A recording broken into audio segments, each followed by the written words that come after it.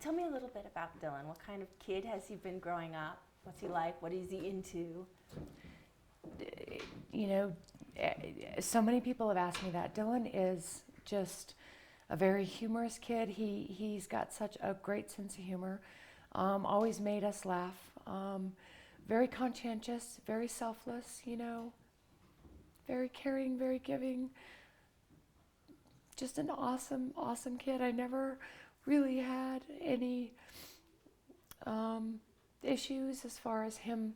He was 13, he'll be 14 soon, and never really dealt with, that teenage year. He's just, he's an awesome, awesome kid. Was he seventh grade, eighth grade? Eighth grade, right? Eighth grade. Mm-hmm. And he's going to turn 14 on February 6th. Have you made plans for what you want to do for his birthday? I want him to be home for his birthday. I mean, that's, right now that's just the major, I would like him home today. I would like him home now. But I haven't really thought that far. I mean, I just keep hoping he'll be home before then and he can plan his birthday. Okay. Take me back to November and tell me, you put him on the plane on Sunday, and then what happened? Did he call you and say, "Hey, Mama made it okay," or? As he always does, he texted me and let me know that his dad had picked him up, and that was the last time I heard from him. What time of day was that? It was at 7:06 p.m. on Sunday night, and I have not heard from him since then. Did you try to get a hold of him on Monday? I texted him Sunday night, and I texted him Monday morning. But, it wasn't uncharacteristic of Dylan not to text me back right away, especially if he was with his friends, which is what I kind of assumed, had happened, because I know he was really excited to see his friends. So I really didn't think much of it. And then that afternoon, I got a text from his dad asking me if I knew where Dylan was. What did you think when you got that text? Well, I was dumbfounded. I mean, Dylan was visiting his father, and I told him it was very disconcerting that he had texted me and asked me where Dylan was, considering I'm, 5-6 hours away. So, we all got in the car and we drove to Durango. Immediately? Yes, immediately. I came home, packed a bag, grabbed Mike, grabbed Corey, and we were on the road to Durango. When did you know that it was serious that he was missing?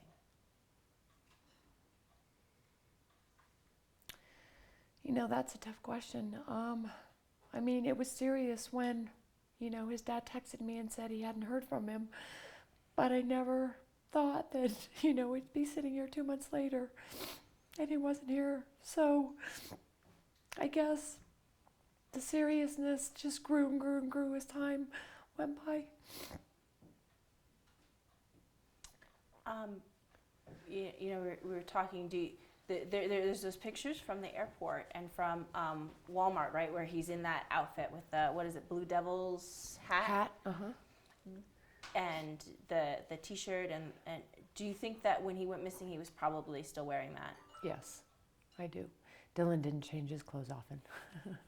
He was 13, and he was just learning about. His brother was teaching him about deodorant and things like that. I mean, so he wasn't all that worried about, what he was wearing, or he always thought he looked fine.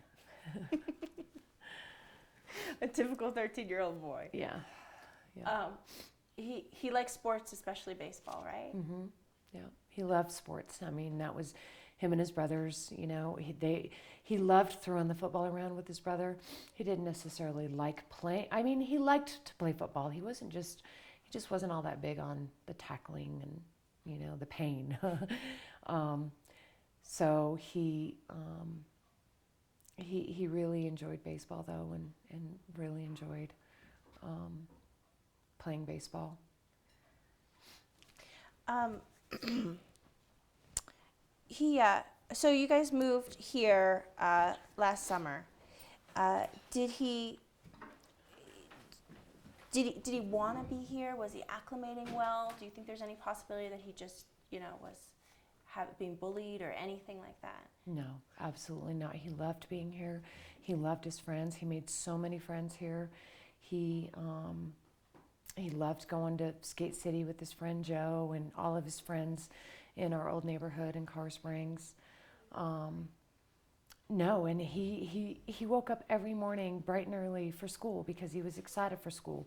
In Bayfield, he would, I'm sick today, or, it was just a little bit harder. But here, he loved being in the city. He loved just the atmosphere of what was going on, around here, and loved being able to go to the Rockies games in the summer. We went to Waterworld, Elitch's. I mean, he enjoyed it. There was no indication whatsoever that he didn't like being here. And Dylan talked to me, It's not like we didn't have conversations. I know how he felt all the time, because he was not shy about telling me how he felt. So, Mom's intuition, what do you think happened? Well, I know he didn't disappear. I mean, he just didn't disappear out of thin air. I know he didn't run away. I know that he didn't hitchhike, because that's not Dylan's character. He would have called. He would have either called me or called his brother or called, his friends.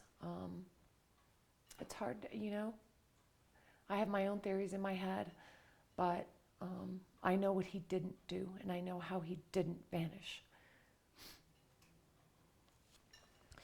Let's see. How are you holding up now? My family, my friends, I mean, I'm not sure I'm really holding up. I'm managing day by day, because I look forward to that day that I can see his face, and that gets me through one day to the next.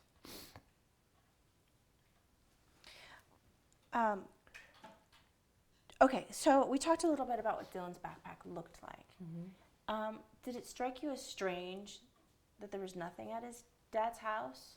Well, yeah. I mean, for him to just take off walking or be abducted or whatever, it's like with a backpack, and then to find nothing up in that area, not a sock, not anything that belonged to Dylan, very strange. When we talked to the sheriff's department about that, an abductor wouldn't have taken the time to pack all his stuff into a bag before from the so house. Do you think that there's a possibility that he thought he was going to get a ride from somebody, or he went out there looking for somebody to give him a lift down to Bayfield? Well, he would have texted. He would have called. He would have used his phone after 8 o'clock or 8:30 at night. I mean, he wouldn't have just started walking. I mean, I don't know if you've seen it, but that area is very isolated. And Dylan was not that energetic to just start walking down that road and hope he catches a ride. He would have texted. He would have texted me and said, because I have many friends down there, and, he knows that they would have come and got him, or whatever the case may be. I mean, I don't believe. And we checked that whole entire road for footprints of Dylan's, just to see if there were any, because he had very distinctive shoe markings on his soles, and there was no footprints of his. And it just is very curious to me, because, I know Dylan. I know Dylan better than anyone other than maybe his brother, and I know he would have texted or called, and let either myself or his friends know, what his plans were. He wouldn't just go walking down that road. And now, what impression were you given about his phone? That it just, at some point, there was no blip from it anymore? Mm-hmm. But Yeah. that the last blips were up at Vallecito Lake? Well, I don't know about the blips. I know that the last texts were pretty early in the evening, and that was so unlike Dylan, especially when he was going to Bayfield, because he was really excited about seeing his friends. So do you think something happened Sunday night or Monday? You know, I don't know. I mean, that's a tough question for me to answer. I know I didn't hear from him after Sunday night, and that just makes me wonder when this really happened. Have investigators given you any clues on what direction they're going in? Not really. I mean, it's an open investigation, and that's what they tell me all the time. Does it make you mad as a mom that they're not telling you everything? Well, I mean, there's other things that make me mad as a mom, like the fact that Mark lost Dylan. That makes me very mad. And the fact that he won't speak to us, and the fact that he won't answer our questions, and the fact that every time I try to contact him, he's accusing me of harassing him. That makes me more angry. The cops wouldn't be in this position if it weren't for, Mark just losing Dylan. I mean, Corey and I have tried to keep in touch with him. We ask him to help us in the search, and he's just very difficult and being very evasive, and that makes it extremely frustrating. So while I'm frustrated with the whole process, I'm more frustrated about the fact that Mark's not taking any accountability for losing Dylan. He's not remorseful. He's not, it's frustrating that he's not reaching out more and trying to help more. It's extremely frustrating. I don't have that many more questions for you. Have the investigators searched your house for clues, gone through I don't know if you guys have a family computer or that? Mm-hmm. They've taken our computers. They've been here. I took a polygraph. I mean, they've done all of that to, prove Dylan is not here. We don't know where Dylan is. We wish we knew where Dylan was, or else, you wouldn't be here. But yeah, they've taken the steps. What they're trying to do is clear everybody. And they're trying to narrow their focus down. And I just don't think Mark has taken the steps to clear himself. And that's why not only, myself has some concerns about whether he's involved or not, but the whole community has, not just this community, but everybody who sees what's going on. I just don't think he's taken the necessary steps to clear himself. And that makes it very difficult for everybody else to clear him as well. Has law enforcement said that anybody's clear? Have they said you're cleared? No, they have not. I mean, it's an active, open investigation, and we have been, very willing to do anything they want. Like I said, they've taken our phones, they've taken our laptops, they've polygraphed us. We just want to find Dylan. If you have to focus on us to clear us, okay. And I think that they've taken the necessary steps to work towards doing that with everybody in the family.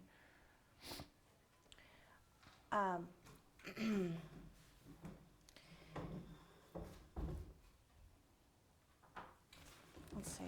Well, and talking along that lines, we asked specifically. I mean, they haven't ruled out the possibility of somebody in the family taking him. No, they have not. So let me ask you this. Obviously they've given you a polygraph. They've looked at your phones. In a case like this, they have to look at the parents. Absolutely, So, as they should.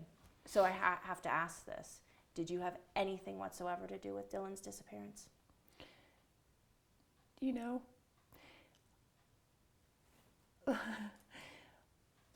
I wish I did, because then he'd be home. I mean, I wish I could relive that day and do things a lot differently. I had absolutely nothing to do with Dylan's disappearance, and I really feel sorry for the person who did. Why? Because it's not going to be pretty when it comes down when we find Dylan. I mean, you know, there are a lot of people, you know, that are heart-wrenched over this. Not just us as a family, but, you know, the nation. I mean, Dylan has become everybody's child, and everybody's so fearful that this is going to happen to their own.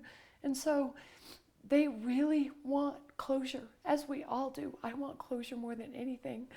And I know that, you know, there's so many people out there who are fighting for him to come home as we are. And I just hope and pray that, you know, to the person who has Dylan, to the person who assisted in Dylan's disappearance, you know, that they, you know, have some empathy and have some compassion and bring Dylan home. It's not fair. You know, he's a 13-year-old boy. It's not fair that he's just out there in this big old world with no one to comfort him, no one to reassure him that everything's going to be okay. That's my job. And somebody's taken that away from me. And it angers me. Do you, what would you say to that person, whoever took Dylan? Be smart, you know. There's many ways that you can just, you know, anonymous tips. There's a lot of things that you can do at this point. All we want is Dylan home. That's all we want. That's all we've ever wanted. And we will do whatever we have to do. We're not going to stop. We're not going to back down. We're not going to forget about him. We're not just going to roll over and pretend like this never happened. We are all collectively, as a community, as a nation, we are all going to find Dylan, and we are all going to bring him home.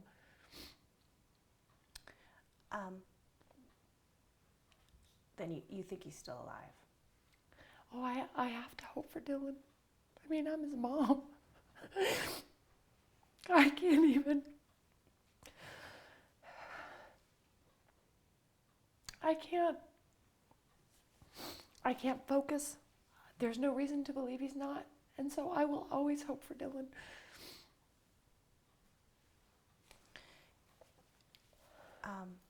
What would you say to Dylan if he can hear you right now? I love you, buddy. We miss you so much.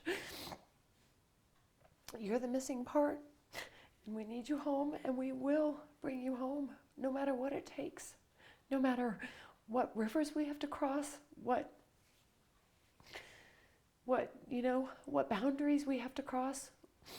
We are looking for you, and you need to stay strong with us. We need to stay strong together.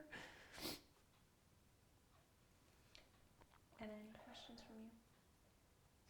Okay. Yeah, she's going to get a couple shots of us talking. I'm sorry, I know it's so difficult to talk about. We're all collectively a part of this, of course. I mean, you know, it's been devastating. Okay. I've never in a million years gone through. I mean, my mom has stage 4 cancer, and we just found out, and I prayed so hard that she would be okay, and now I pray so hard. I mean, everybody is praying so hard, you know, just bring Dylan home, no matter what it takes, you know, just bring Dylan home. Yeah, this is, I mean, in the years that I've done what I've done, I've seen a lot of missing kids, and this is kind of the strangest one because There's no answers. There's no, you know, there's nothing. He just, you know, I really believe, you know, that his dad would like us to all believe that he just vanished, just disappeared. But we know the realities of that. That's not the way the world works. You don't just disappear without a trace. And right now, that's, that's the only answer is, and it's not an answer. It's definitely not an answer. He didn't just disappear. Somebody knows. Somebody knows a lot more than they're leaning on. And it's time, to stand up and do this, not for me, not for Corey, not for our family, but for Dylan. I mean, if you love Dylan,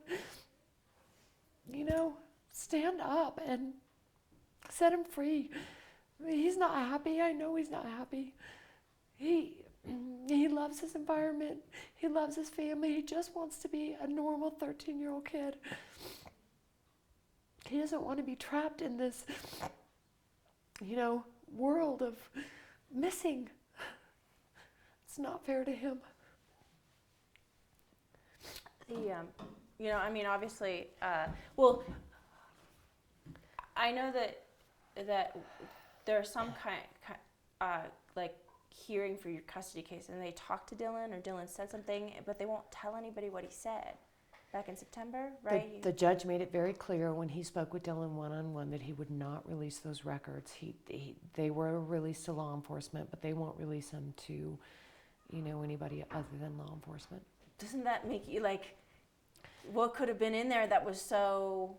No, I mean, I know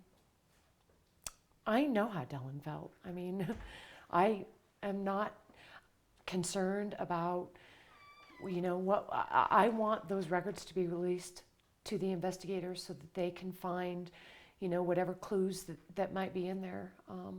But, there's a reason that the judge sealed those records, and, I don't think that it's necessary because, to protect Dylan, that's all this is about, is protecting Dylan. Nothing else matters.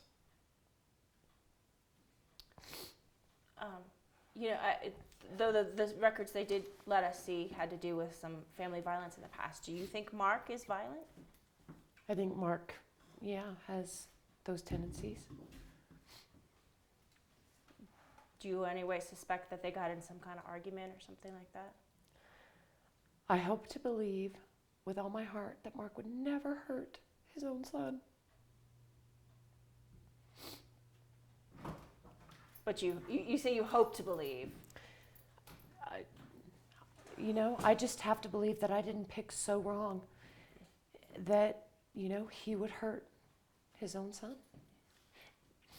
I got the impression from his friends they got along okay, though. Is that, or did you not have the same impression? I just don't think Dylan knew Mark, and I just don't think Mark knew Dylan very well. I think that Dylan had grown a lot, in the last couple of years, and I don't think I know Mark didn't spend a lot of time with him, and I just don't think he knew Dylan, especially as he was growing into his teenage years. I think he underestimated Dylan. I think he, just didn't know him very well.